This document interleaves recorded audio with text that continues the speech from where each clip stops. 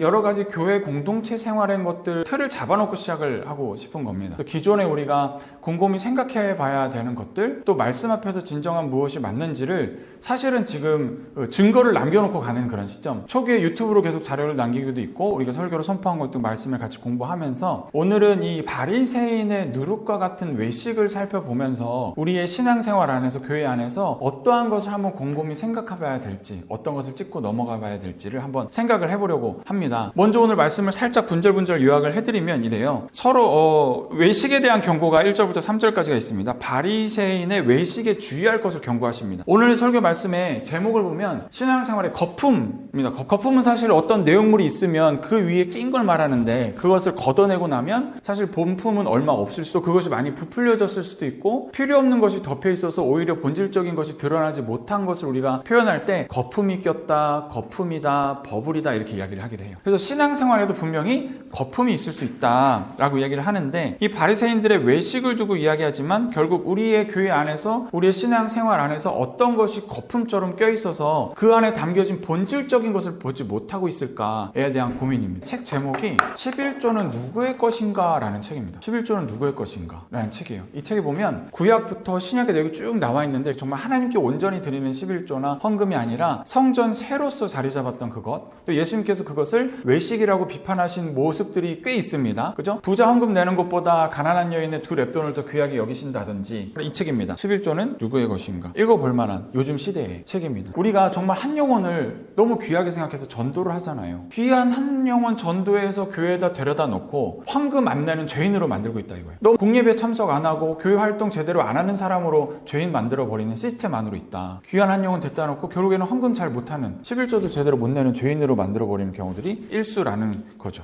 근데 그것을 우리가 뭐 대놓고 그러진 않지만 교회 안에서 여러 흐름들을 봤을 때 그런 것들에서 죄의식을 느끼게끔까지 하는 부분들이 있다라는 것이에요. 그것을 좀 말씀으로 풀어서 이야기를 드려보겠습니다. 이것의 취지는 뭐냐면, 신앙생활 안에서 무엇이라도 조금이라도 우리가 어떤 행위로 인해서 신앙이 돋보여 보인다면 그거는 좀 경계하자, 주의하자 이 말씀입니다. 하나님 앞에 헌신하고 또 물질 헌금 드리고 하는 것들이 너무 중요하죠. 주님께서도 그것을 통하여 이웃을 도우라고 말씀을 하셨으니까 너무 중요한 물질의 헌신이고 흐름입니다. 그리고 우리가 기도하기도 축복의 통로가 되게 해달라고 기도하는 것도 바로 그런 거잖아요. 물질 축복 받아서 그대로 흘려보내는 그런 삶인데, 자, 그런 것들에 약간이라도 거품기가 있다면 생각해보자. 하나님께서 원하시는 온전한 믿음의 헌신이 무엇일까라는 것을 오늘 말씀을 통해서 보고자 합니다. 결국 외식에 대한 경고 1절에서 3절까지 이야기를 하시고요. 또 하나님에 대한 경외, 하나님을 두려워하라 라고 하는 말씀이 4, 5절 있고, 또 6, 7절에는 이 아버지 하나님의 사랑의 마음이 결국 드러납니다. 외식하는 바리새인들에 대해서 경고를 하시다가 마지막 절에는 내가 너희를 너무 사랑하고 이렇게까지 보살피는데 왜 그러느냐 라고 하시면서 두려워하지 말라라는 말씀을 하세요. 두려워하지 말라. 이 말씀에서 오늘 바리새인들이 외식하는 것도 이 사람들이 두려워서 그랬구나 라고까지도 말씀으로 볼 수가 있습니다. 외식이 아닌 진실함으로 하나님을 경외하고 사랑하고 우리의 삶이 매일 하나님 앞에 드러난다. 정말 숨김없이 드러난다. 우리가 자칫 외식할지라도 모든 것이 다 드러난다라는 말씀이죠. 그럼 우리 믿는 성도들에게 외식하는 삶의 모습은 어떤 것이 있을까라는 것들을 좀 살펴보고 고민을 해봤습니다. 우리가 흔히 말하는 게 교회 안에서는 모습과 교회 밖에서의 모습이 다른 것들에 많은 고민과 마음의 부침이 있어요. 사실 어떤 분은 이렇게도 얘기해요. 교회 밖에 나가서 잘못된 삶을 살아가는 게 문제가 아니라 교회 안에서 착한 척하는 게 문제다. 그죠? 원래 나의 본 모습은 교회 밖의 모습이라 이거예요. 근데 교회 안에 들어오면 가면을 쓰고 있다라는 거죠. 일상생활에서는 전혀 다른 가치관이나 행동을 보이지만 교회 안에서는 다른 생각으로 살아가는 것, 또는 그것이 매칭이 안 되는 것. 제가 아까 말씀드렸던 스레드라는 곳에 이제 글을 쓰는 방식이 질문을 많이 던져요. 질문을 던지는데 그냥 그런 질문을 던져본 거예요. 청년들아, 어떤 설교 듣고 싶어? 그랬더니 그 글이 폭발적으로 반응이 터졌거든요. 근데 그 글의 댓글에 프로는 삶과 교회 말씀이 연결되는 설교를 듣고 싶어라고. 이제 그런 면에서 제가 또 어떤 비판이 좀 되었냐면, 지금의 이 교회들은 이 신학이나 교회 프로그램의 여러 가지 방향들이 교회의 조직을 잘 유지하고 그것에 축소가 되지 않는 또는 확장이 되는 쪽으로 많은 프로그램들과 신학들이 그렇게 사용되고 있다라는 비판이 좀 되어졌습니다. 삶과 연결되지 않는 거죠. 우리 지금 청년들이 어떤 것 때문에 마음에 부침이 많이 그렇습니까? 교회 가서 말씀 들었는데 삶이랑 연결이 안 되는 이런 거죠. 예를 들면 교회 지금 청년들이, 제가 크리스찬 엔잡 연구소라는 걸 지금 발대를 해서 이제 내일이면 기사도 나올 거고 그것을 프로그램을 4월 달부터 돌릴 겁니다. 크리스찬 엔잡 연구소를. 근데 제가 마케팅을 하다 보니까 항상 마케팅은 하고 싶은 말과 듣고 싶은 말의 간극을 줄이는 일이거든요. 근데 교회에서는 하고 싶은 말을 많이 해요. 근데 청년들이 듣고 싶은 얘기는 그게 아닌 거예요. 입맛에 맞추고 기호에 맞춘 설교를 하자는 게 아니라 청년들의 고민이 뭔지, 이들이 정말 필요한 게 뭔지 교회 안에서 말씀으로 해결을 해주자라는 거죠. 청년들에게 어떤 메시지가 지금 가고 있냐면 교회 열심히 나와라 라는 내 시간 뺏어가네 라는 브랜딩이 되고, 헌금해라 라는 내가 열심히 일하는 돈 뺏어가네가 되는 거예요. 근데 교회 안에서는 그것에 대해서 올바로 교육해주지 못하고 그거에 대해서 오히려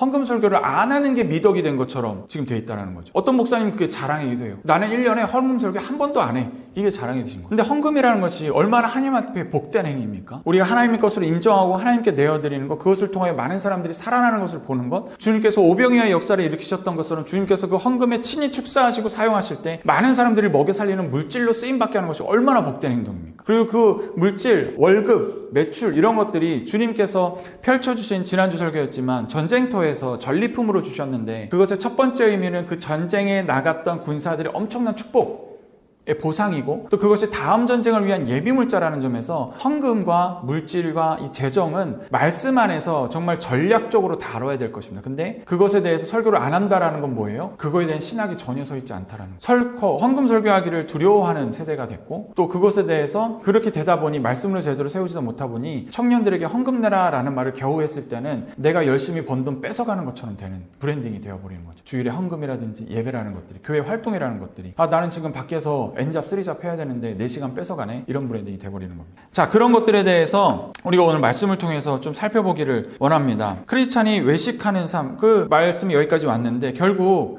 청년들이 원하는 그 마음에 던져지길 원하는 이 복음 메시지는 정말 주님 안에서 승리하는 삶인 거예요. 성장하는 삶이고 성공하는 삶 입니다. 근데 그것을 다 뺏겨가고 있다는 거죠. 그래서 결국에는 지금엔 남은 것이 교인의 외식이다 하면 교회 안의 모습과 밖의 모습이 다른 것, 이런 것들이 외식하는 삶으로 있죠. 또 형식적인 예배 참석도 그렇습니다. 또 기도와 말씀 생활의 부재도 그렇습니다. 우리가 뭐 썬데이 크리스찬이라고는 오래전부터 얘기를 해오던 부분이, 그리고 도덕적 기준의 이중성을 가지고 있는 거예요. 예를 들면 내로남불 같은 거죠. 결국에는 주님께서는 하나님을 사랑하고 이웃 사랑하라 라는 것이 주님의 뜻이다라고 온전히 밝히고 계세요. 성경에서 하나님의 뜻, 주님의 뜻, 그의 나라와 그의 의를 구하라 할 때 그 뜻은 결국에 찌다카라고 말씀을 드렸습니다. 긍휼함을 베푸는 것, 이웃을 돕는 것, 그게 하나님의 뜻인 거예요. 그걸 하면서 살아가기를 원하시는 주님이신데, 그거에 대해서 결국에는 이웃 사랑하지 못하는 도덕적 이중성, 나는 괜찮고 남은 안 돼, 이런 것들이 교인의 외식하는 모습 중에 하나죠. 또 자기 자랑, 과시, 이 부분이 저는 거품이라고 표현을 하고 싶습니다. 자신의 신앙이나 경건함을 드러내는 거죠. 바리새인의 가장 큰 외식함이 뭐였습니까? 큰 길가에서 소리내어 기도하는 거였습니다. 그리고 말과 행동에 불일치하는 것, 내가 뱉은 말의 삶과 또 나의 실제 삶이 다른 것. 결국에는 이 외식적인 삶은 개인의 신앙에 대한 성장을 굉장히 방해하고 성장하지 못하게 하죠. 사단이 너무 좋아하는 먹이입니다. 이 외식하지 않는 것, 결국에는 하나의 말씀으로 일원론적인 신앙을 가지고 살아가는 것, 이것이 바로 우리에게 굉장히 필요한 말씀이라는 것이지요. 바리새인은 당시 유대교에서 매우 엄격한 율법 준수로 잘 알려진 집단, 우리 그렇게 알고 있습니다. 즉 그것이 결국에는 외식함으로 많이 다져졌고, 결국 그들이 신경 쓰는 것은 하나님이 아니라 그 당시 사람들, 그리고 자신에 대해 권위를 부여하고 어느 정도 그 통치를 허락했던 그 로마에게 향해 있었던 거죠. 겉모습으로만 경건했고, 그 종교 지도자로서 보이는 모습들이 필요했으니까, 또 아주 세세한 것까지 율법을 잘 지켜서 나는 이것까지 지키는 사람이야 라는 자기 드러냄이 있더라는 것이죠. 우리가 돌아볼 만합니다. 우리가 신앙생활 하면서도 나 이것까지 지켜라고 하는 것에 여러 가지 표현 방법이 있어요. 교회 안에는. 그 중에 대표적인 게 금식입니다. 금식이 어떻게 외식함까지 그 마음을 시작하는 데는 굉장히, 그러니까 이 외식함이 굉장히, 외식은 외줄타기 경우가 많아요. 선을 넘나드는 경우가 많이 있죠. 우리가 깨어있으므로 그것들에 조금 경계함을 가지고 온전한 믿음으로 주님께 올려드리자라는 취지입니다. 예를 들면 이런 거예요. 금식을 하는데 나는 온전 금식을 해요. 그러면 딱 이제 11시 59분 딱 됐습니다. 그리고 이제 12시 땡 하면 이제 막 드시는 거예요. 또는 나는 점심부터 금식이야. 그러면 한 11시 반까지 드십니다. 그리고 12시부터 안 드시는 거예요. 근데 그게 이제 내가 결국에는 금식을 했다라는 것에 본인의 만족감이 있는 건데, 제가 이게 너무 고민이 돼서 신학생 때 저희 교회 그 담당부 청년 목사님에게 가서 물어봤어요. 목사님, 권사님들 보면 금식을 이렇게도 하고 저렇게도 하시는데 저는 어떻게 했냐면 한 10시부터는 점심이라고 생각해서 10시부터는 안 먹었거든요. 그리고 아침 금식이다 그러면은 뭐 11시까지 먹는 게 아니라 적어도 시간을 좀 이렇게 두고 제가 생각하는 텀에 맞춰서 했어요. 그래서 저는 이렇게 생각하는데 이렇게 하시는 분도 있는데 금식은 어떻게 해야 맞습니까? 그랬더니 목사님 뭐라고 하는지 아세요? 그거 네 팔자야 그러시더라고요. 그러니까 자기 마음의 양심대로 제가 좀 이따 말씀드릴 건데 허영심 없이 또 그거에 대한 억지로함 없이 자기 마음에 허용되는데 허용되는 범위 안에서 하나님께 드리는 것이 바로 온전한 것이다 라는 것이 있습니다. 요즘 교인들이 예전에 바리새인처럼 외식하는 부분, 저는 또 교회를 꼬집고 싶어요. 교회 눈치 보지 않는 개척교회 담임 목사로서 지금의 교회들이 얼마나 외식함이 많은지, 그리고 이 신학이라는 것이 굉장히 많은 부분에서 교회 조직을 유지하기 위한, 교회 성도를 뺏기지 않기 위한, 교회의 세를 늘리기 위한 식으로 많이 적용되어지고 확장되어지고 있는지가 아주 마음이 아픈 또 현실이기도 합니다. 조직과 권위가 중심이 되고요. 또 조직이 커지면 어쩔 수 없지만 그것들이 먼저 주가 되는 경우들이 많이 있다는 거죠. 또 형식적인 신앙생활로 나아갈 수밖에 없는 시스템. 왜냐하면 교회가 커지고 많아지다 보니까 한 명 한 명 일일이 생기기 힘든 상황이 오는 거죠. 또 비판적인 태도, 또 문제가 있다고 생각을 합니다. 바리새인들과 유사하게 다른 사람의 신앙 또는 다른 사람의 그 모습들을, 다른 교회 모습들을 비판하기에 아주 여념없는 모습들, 또 지나치게 전통을 강조한다든지, 또 세속적인 성공을 이룬 것이 교회의 마치 성과인 것처럼 이루는 경우들도 많이 있습니다. 그런데 제가 이 모든 것들을 다 부정하는 것은 아닙니다. 옆에 사랑의 교회가 있지만 사랑의 교회가 또 여러 면에서 비판도 많이 받아요. 근데 그 교회만큼 선교 많이 하는 교회도 없을걸요? 또 그 교회만큼 많은 성도들을 한꺼번에 감동 줄 수 있는 시설을 갖추고 있는 것도 없을 겁니다. 그래서 이런 것들에 다 이면이 있다라는 건데, 제가 말씀드린 거는 본질적인 그 사람들이 다 나쁘다라고 하는 내용물이 아니라 그 위에 있는 거품을 말씀드리는 거고, 그 거품이 결국 우리의 삶 속에서 어떻게 걷어져야 되는지,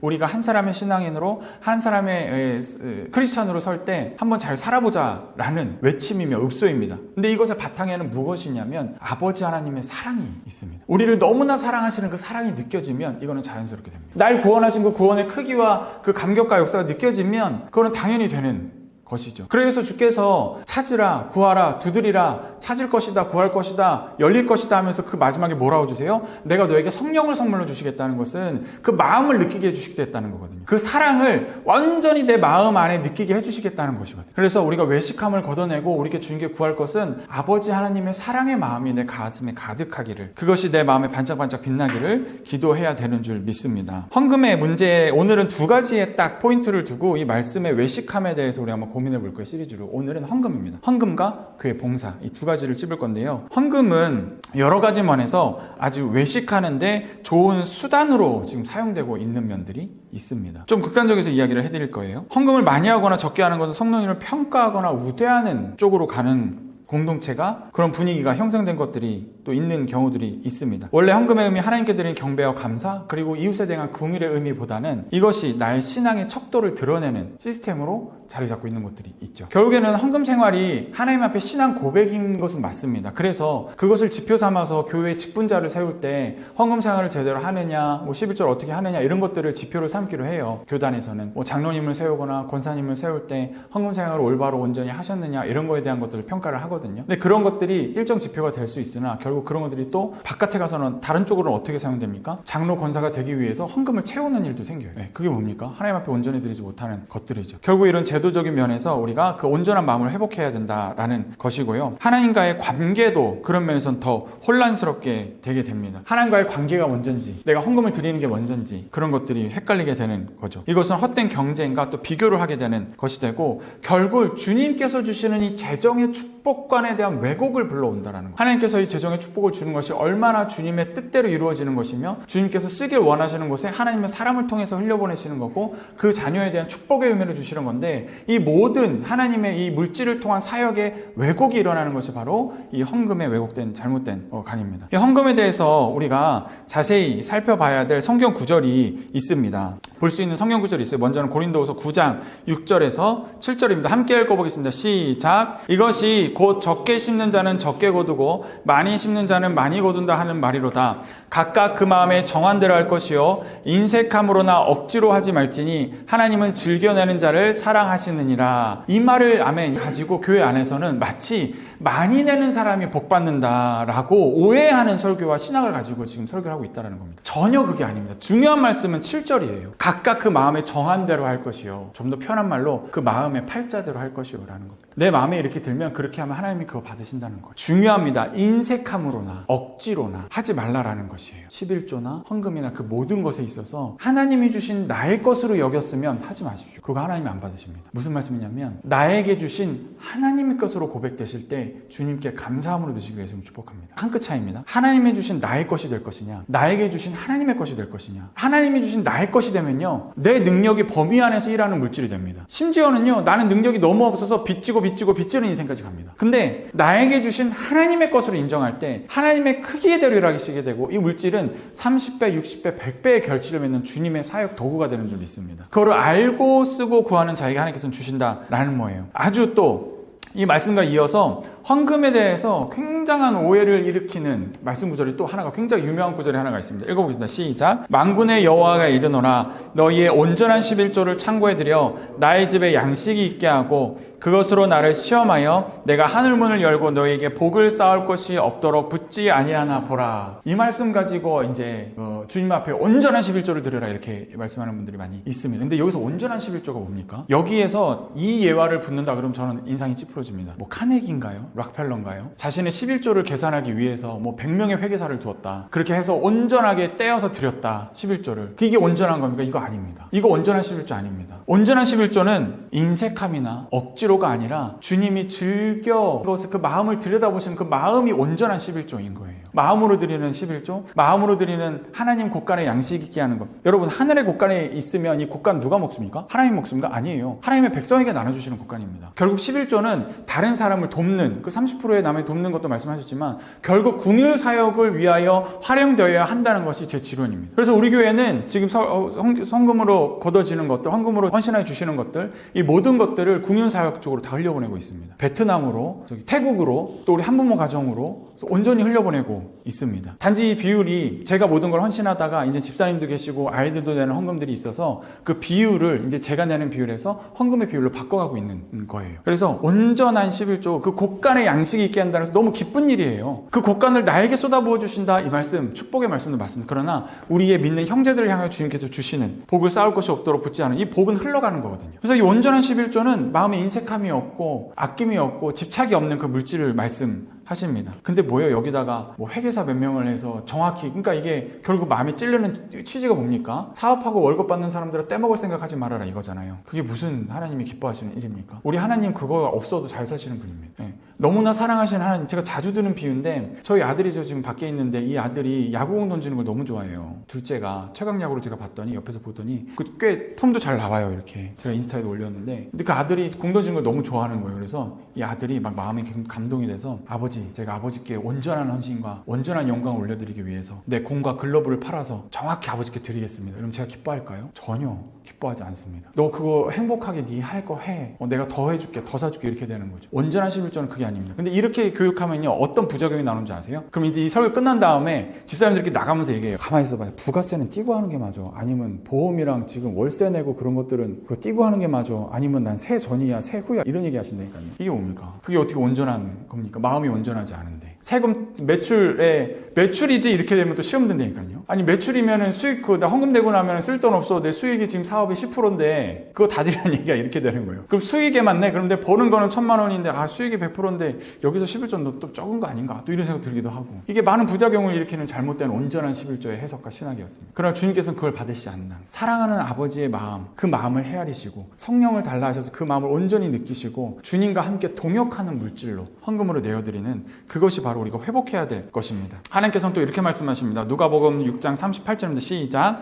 주라, 그리하면 너희에게 줄 것이니 곧 후이되어 누르고 흔들어 넘치도록 하여 너희에게 안겨주리라. 너희가 헤아리는 그 헤아림으로 너희도 헤아림을 도로 받을 것이니라. 아멘. 여기서 헤아림은 마음 씀씀이잖아요. 근데 주님께서는 이 말씀에 어떻게 순서를 가지고 계세요? 주라, 그리하면 너희에게 줄 것이다 라고 하는 거예요. 그러니까 주는 자가 얻게 되는 거죠. 기벌스 개인하게 되는 것입니다. 근데 우리는 얻으면 줘야지, 그러니까 내 마음의 기본 생각입니다. 이 주라, 그리하면 너에게 주라, 그리하면 얻을 것이다, 이게 굉장히 쉽지 않아요. 무의식으로 우리는 주라, 그리하면 얻을 것이라는 그 마음에 신앙을 두지 않고 내 마음속에는 어떤 계산이 일어나냐면 얻으면 줘야지, 그러니까 기본 스탠스라는 것이라고요. 그리고 내가 준 만큼만, 내가 받은 만큼만 줘야지, 또는 내가 더 이익을 보면서 줘야지, 이게 사람의 기본입니다. 근데 하나님께서는 주라, 그리하면 너에게 주실 것이죠. 이 주는 거의 양은 크게 돼요. 흔들어 넘치도록 하여 너희에게 안겨주리라. 그러니까 너희가 헤아리는 그 마음, 얻으면 줘야지, 이거면은 얻은 만큼만 받게 되는 거고, 또는 이익 보면서 줘야지 라고 얘기하면은 그것도 못 받는 거고, 그러나 주라 하신 주님의 말씀의 원리의 은혜의 말씀을 가지고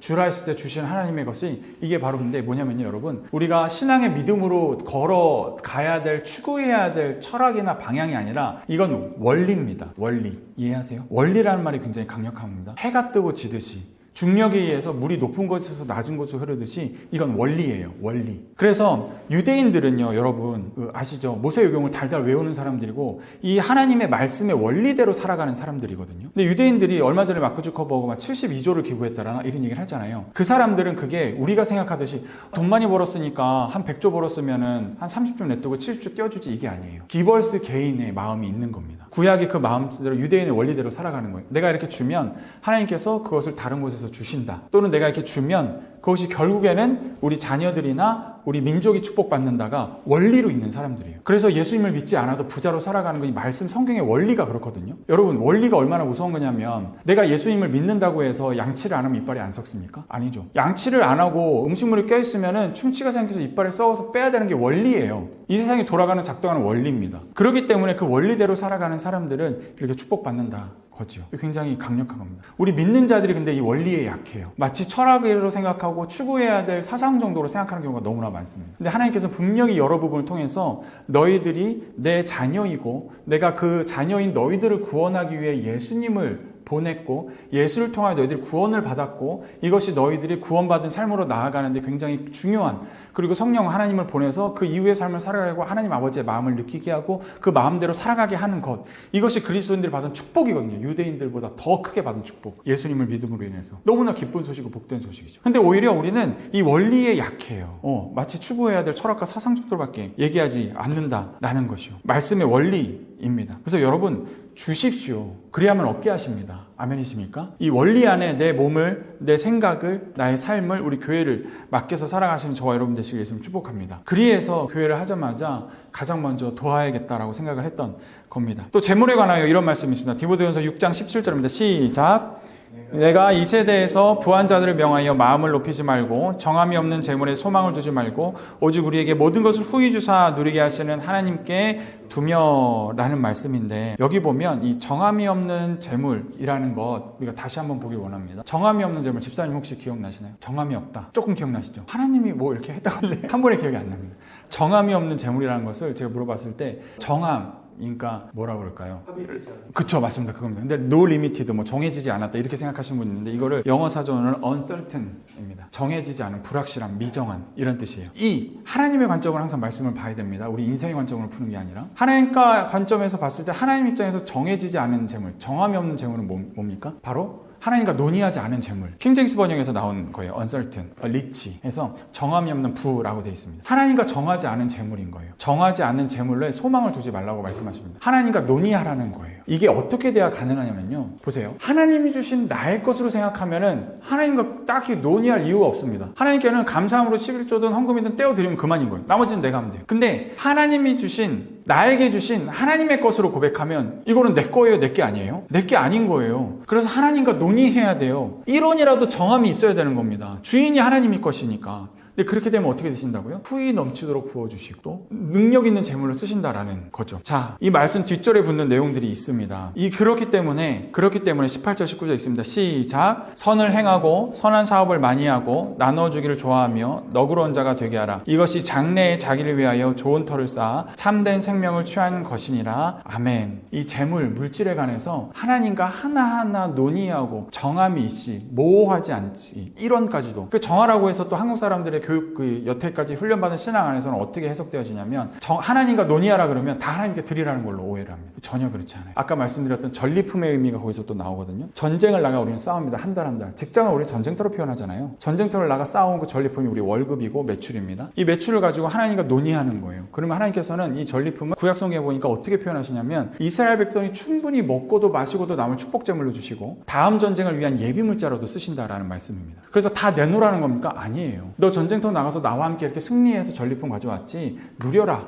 복을 누려라. 너희 가족이 좋은 옷도 입고 좋은 먹을 것도 먹고 또 누릴 것도 함께 누리며 또 다음 전쟁, 하나님께서 예비시켜준 다음 전쟁의 예비물자로 또 내가 내어놓아라 하는데 또 내어놓을 기꺼이 전쟁물자, 또 우리 가족이 어려움을 당한다면 가족의 어려움을 대비할 전쟁물자, 전략물자로 쓰신다라는 것이죠. 이런 것들이 결국에는 장래에 관한 일이기 때문에 모든 말씀에 재물을 두고 정함이 있게 하심으로 이것에 소망을 두어서 후히 주시는 하나님께 받아 선을 행하고 많은 형제를 돕고, 결국에 하나님의 의가 여기 드러나는 거죠. 그의 나라와 그 의, 우리가 먼저 구해야 될 것, 선을 행하고 그 물질로 선한 사업을 많이 하고 또 주기를 좋아하며 너그러운 자가 되게 하라. 이것이 결국 왜냐하면 네가 이렇게 전략회의, 논의, 나와 정함이 있는 재물을 잘 만들어가면 장래에 네가 좋다라고 말씀하는 겁니다. 이 물질은 장래의 일과도 연결이 돼 있구나. 당장이 지금 쓰는 것만이 아니라 이 반대의 경우로 생각해 볼까요? 주님과 논의하지 않고 지나간 세월들이 저에게도 참 많이 있습니다. 이것이 깨달아졌을 때 혼자 아침에 큐티를 하는데요. 거실에서 불 꺼놓고 아침에 이제 그 아이패드로 큐티를 하는데 이 말씀이 깨달아지는데 등줄기가 선을 하더라고요. 왜냐하면 제가 하나님과 전략회의, 논의하지 않고 지나간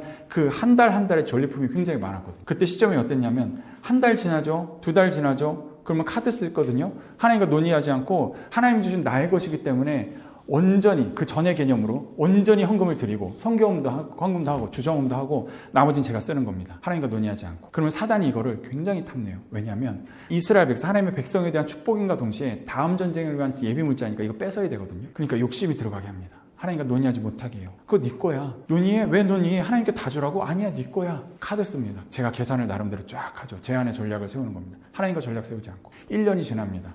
아, 이거 안 되겠는데? 카드 대출 써서 돌려막기 시작합니다. 이거 좀 빡세네. 리볼빙 돌립니다. 또 대출 전에 갑자기 대출도 받습니다. 그리고 1년, 2년 지나면 뭐가 돼요? 통장에 스쳐 지나가는 전략물자가 되는 거예요. 그 상황에서 깨달음이 왔을 때 등줄기가 선을 하더라고요. 진짜 식은땀이 나더라고요. 왜냐면 제가 지금 30년 동안 선교 사역하신 선교사님 알고 있는데 그 선교사님이 이제 전체 사역을 한 30년 동안 마무리하면서 은퇴하실 때가 됐어요. 그래서 은퇴하시면서 민기 형제, 내가 30년 동안 거기에 유치원, 초등학교, 중학교, 고등학교, 기숙사까지 다 해서 지금 교직원만 100명이 넘거든요. 그래서 내가 거기를 지으는데 헌금을 그래도 하나님께서 얼마나 그쪽에 동원을 하셨는지 한번 궁금해서 계산을 대충 해봤어 그러시는데 한 어느 정도 들었을 것 같으세요? 한국에서 이제 그런 사업 하셨던 분이랑 1000억까지도 이야기를 하시더라고요. 근데 거기가 지금 300억 들으셨답니다. 300억. 근데 제가 그 생각이 왜 났냐면 저 이렇게 지금 살다가 한 30년 사역 마칠 때 1억도 못 쓸 것 같았거든요. 하나님 앞에. 그 얼마 하나님 나라 손해입니까? 그래서 주님과 이 온전한 전략회의, 정함이 있는 재물로 이 모든 재물에 하나님과 논의하시는, 그리고 그래서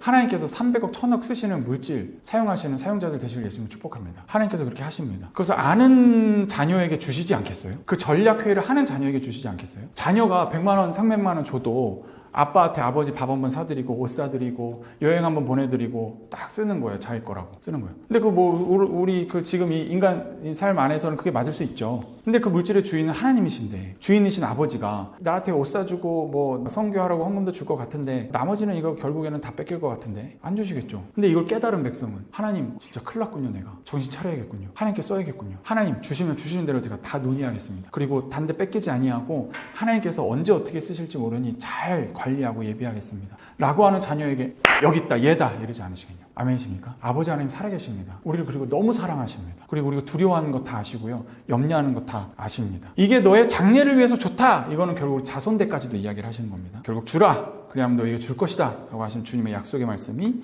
우리에게 있는 줄 믿습니다. 또 우리 물질과는 이렇게 생각을 해보시고, 또 하나는 봉사입니다. 봉사는 다음번에 해야 될 것 같습니다. 옷이 벌써 2분이라 봉사는 다음 주에 저희 하시는 걸로 해도 괜찮겠죠? 집사님? 오늘 다 듣고 싶으신가요? 다음 주에 하겠습니다. 봉사도 우리가 그런 식으로 남들에게 드러내기 위한 봉사를 많이 하고 있다 것이지요. 그런 것들을 우리가 직분된 또 자로서 하나님 아버지 앞에서 봉사를 온전히 하게 돼야 됩니다. 그래서 이 물질에 대해서, 이 외식하지 아니함에 대해서, 우리가 이것에 대해서, 저는 결국에는 이 재정관에 대해서 던지고 싶은 메시지가 있어서 크리스찬 엔잡 연구소도 그 전 단계의 빌드업으로 시작을 하는 겁니다. 결국 크리스찬 엔잡 연구소의 기조 말씀은 뭐냐면, 하나님께서 너에게 재물 벌 능을 주셨다. 재물 벌 능을 주셨다. 한 사람 한 사람에게 각자에게 하나님께서는 재물 벌 능을 주셨습니다. 그것이 동원이든 투자든 후원이든 장사든 사업이든 또는 상담이든 또 직장에서 일하는 것이든 모든 것들 가운데서 주님께서는 우리에게 재물 벌 능을 주셨습니다. 그 주님의 사랑에 우리가 젖어 들어가는 시간이 될 것. 오늘 말씀해 보니까 이 발에 바리새인들의 외식에 대해서 꼬집으시면서 오늘 그 7절에 뭐라고 말씀하시는지 아세요? 7절 마지막 절 한번 읽어볼까요? 시작! 너에게는 심지어 머리털까지도 다 세신 바 되었나니 두려워하지 말라. 너희는 많은 참새보다 더 귀하니라 라고 이야기해요. 지금 바리새인들의 마음속에 무엇이 있었나를 주님께서 말씀하시는 거예요. 우리가 볼 때는 그들이 아주 의기양양해서 권력을 누리고 그것을 차지하고 횡포를 부리는 사람들처럼 보이는데 그 안에 뭐가 있었냐면요, 두려움이 있었던 겁니다. 무엇에 대한 두려움이었냐면 바로 그 로마라고 불리는, 그리고 군중들에 대한 두려움이 있었던 거예요. 지도자이고 횡포를 부리는 폭력자인 것 같았지만 그 마음에 두려움을 아셨던 주님께서는 두려워하지 말라라고 말씀하시면서 그 앞전에 또 뭐라고 해요? 목숨을 앗아가는 사람을 두려워하는 게 아니라 천국에까지, 지옥까지 보낼 수 있는 하나님을 두려워하라 라고 이야기를 해요. 결국 그 마음에 두려움이 있음을 꼬집으신 거예요. 결국 우리가 외식하는 데는 뭐가 있냐면요, 두려움이 있는 겁니다. 내가 돈에 대해서 거지가 되지 않을까? 빚쟁이가 되진 않을까? 내일 큰일이 일어나진 않을까? 또 많은 사람들이 나를 바라보고 있는데 거기에 실망감을 끼치지 않을까? 이 두려움이 있기 때문에 우리는 외식하게 된다는 말씀입니다. 너무 중요한 말씀입니다. 이 두려움이 차고 넘치고 지나치면 우울증이 되고 공황장애가 옵니다. 그게 바로 요즘 시대의 두려움의 무서움이에요. 그리고 교회도 마찬가지입니다. 교회 안에 뭐가 있냐면요, 왜 외식하냐면요, 제가 꼬집고 밉다 했지만 그 안에 두려움이 있습니다. 헌금 설교했다가 헌금 줄 것 같거든요. 제대로 이해하지 못한 본인의 생각에서 헌금을 강요했다간 헌금 줄 것 같거든요. 그리고 헌금 많이 걷었다가 문제 생길 것 같거든요. 사람들이 비판할 것 같거든요. 헌금 설교한다고 비판할 것 같으니까 헌금 설교 안 한다라고 자랑을 하고 있는 겁니다. 그 안에 무슨 마음이 있어요? 못되고 미운 마음의 욕심이 아니라 두려움이 있는 겁니다. 그리고 사람들에 대한 봉사와 헌신을 강요함에 있어도 사람들에게 그것을 자꾸 강요하고 프로그램을 만드는 것 뒷면에 뭐가 있냐면 교회가 축소되고 교회가 적어지는 것에 대한 두려움이 있는 거예요. 근데 그 이면에 또 돈에 대한 두려움이 있습니다. 왜냐하면 지금 교회들 다 빚덩이거든요. 코로나 때 대출이 엄청 올랐잖아요. 진짜 2천만 원 내던 게 4천만 원 내고 4억 내던 게 8억 됐습니다. 이자가. 그게 점점 많아지고 압박이 심해지는데 교인들이 주는 게 결국에는 재정에 대해서 제대로 못하는 게 이게 두려움이 돼서 외식하는 모습이, 외식하는 신학으로 나아갈 수밖에 없는 현실이 되었습니다. 그러나 우리 능력 있는 주님께서, 우리를 사랑하는 주님께서 이런 것들을 우리의 기도로 우리의 마음을 합쳐간다면 주님께서 그런 것들 능히 주님의 선하신 마음으로 갚으실 터인데 그것의 두려움에 있어서 온전히 교회 조직과 교회 물질과 또 헌금과 이런 것들이 집착하는 마음과 두려운 마음으로 그렇게 나아갔다는 것이죠. 근데 하나님께서 우리에게 뭐라고 말씀하세요? 머리털까지도 다 세신답니다. 우리 과학자이신 임준성 목사님께서 머리털의 굵기와 수량에 대해서, 그죠? 이게 우리가 생각하는 상상 이상은 그 머리털까지 세신다는 말씀은 정말 나노단위까지도 주님께서 세신다는 말씀인데, 그렇게 해서 우리의 모든 것을 아시는 주님께 논의하시고 전략회의하시고 주라하기를 두려워하지 마시는 저와 여러분 되시길 예수님을 축복합니다. 그리고 우리가 헌금을 하시거나 교회 생활에 무엇을 하시더라도 정말 주님 앞에 내가 외식함은 없는지, 온전한 나의 헌신이 있는지, 온전한 나의 헌금이 있는지 잘 생각해 보시고 주님 앞에 기도하고 드리시는 저와 여러분 되시기를 예수님으로 축복합니다. 그 마음을 하나님께서 아십니다. 너무 어여삐 여기십니다. 그리고 너무 그 마음을 사랑스럽게 생각하십니다. 그리고 그 마음 가운데 힘주시기를 주저하지 않으십니다. 그 마음을 돕기를 너무 기다리고 계신 주님, 아 얘다! 라고 하시는 그 얘다 하면 지적함 받으시는 저와 여러분 되기를 예수님으로 축복합니다.